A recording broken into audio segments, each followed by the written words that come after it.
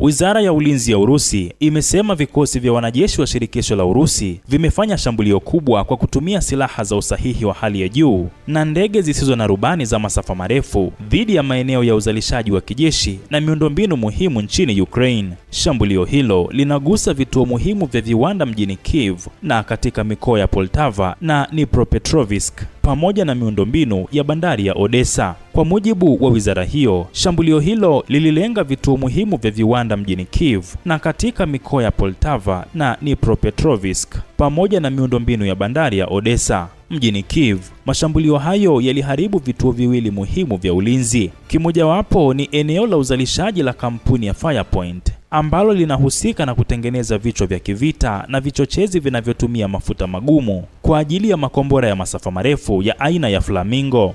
Wakati huo huo, shambulio hilo liligusa kampuni ya Kyiv 111 inayomilikiwa na kampuni ya ulinzi ya Ukraine. Kampuni hiyo hutengeneza sehemu za ndege zisizo na rubani za mashambulizi pamoja na ndege zisizo na rubani za kuzuia aina ya Krush na mifumo ya ulinzi wa anga ya aina ya Harpier. Sambamba na mashambulizi dhidi ya mji mkuu, sekta za nishati na uzalishaji wa metali pia zililengwa. Katika mji wa Kremenchuk mkoani Poltava kilishambuliwa kiwanda kikubwa zaidi cha kusafisha mafuta katika eneo hilo ambacho hutoa mafuta na vilainishi kwa ajili ya vikosi vya wanajeshi wa Ukraine. Katika mkoa wa Dnipropetrovsk, vikosi vya Urusi vilishambulia karakana za uzalishaji za kiwanda cha metali katika mji wa Kryvyi Rih. Karakana hizo hutengeneza bidhaa za chuma zinazotumiwa na sekta ya uzalishaji wa vifaa vya kijeshi. Katika bandari ya Odessa, ndege zisizo na rubani za mashambulizi zilishambulia meli ya mizigo iliyokuwa imebeba vifaa vya kijeshi vilivyokusudiwa kusambaza mahitaji ya vikosi vya Ukraine.